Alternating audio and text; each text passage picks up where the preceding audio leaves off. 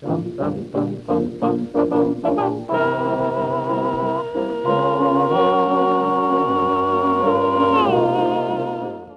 February 4, 1899, may nadinig na putok dito sa tulay ng San Juan at yun ang naging hudyat ng Filipino-American War. Oo, nagsimula ito nang magpuputok ang Amerikanong sundalong si Private William Grayson ng Nebraska alas 9 ng gabi at tinamaan ang isang sundalong Pinoy. Tandaan, ang Santa Mesa noon ay teritoryo ng mga Kano. Ang San Juan naman ay sa mga Pinoy. Up.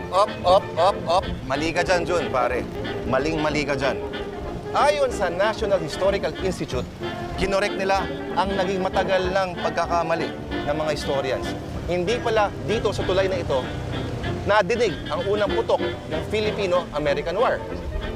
Di saan ba narinig yun? Dito, sa kanto ng Sosiego at Silencio Street. Dito pa rin yan sa Santa Mesa. Pero, tingnan mo. Jun, kung titignan mo, yung mga markers, nilipat na dito. Ito na yung bagong markers pala, no? Yan yung mga bagong markers, tol. Okay. Ito sa Ingles at yun sa Filipino. Diba? Pero napansin ko lang, Lord, bakit mas malalaki yung mga mas malalaki yung sa Amerikano kaysa sa Pilipino? Nagtataka rin ako bakit ganun eh. Pero hindi kaya dahil, in a way, yung mga Amerikano yung nagwagi sa digmaang yun. Kaya mas malaki sila. Pwede siguro. Hindi kaya mas malaki talaga yung mga Pilipino kaysa sa mga Amerikano? Hindi. Hindi kaya ang tanong mo dapat, hindi kaya mas malaki yung mga Amerikano Kaysa mga Pilipino. Oo nga, no?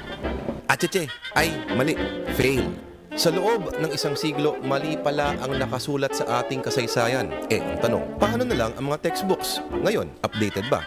Kaya pala nagkakahanda hetot-hetot ang ating kasaysayan. Hanggang ngayon. Ay nako, ang kasaysayan nga naman talaga. Pero, may kasabihan eh. Ang nagwawagi ang laging nagsusulat ng kasaysayan. Nagawa mo dyan? Laging sana ako kaso laki na ng tiyan ko, di na kaya. Yan, sige, only rice pa. Pero teka, bakit ka nandiyan sa side ng Kano?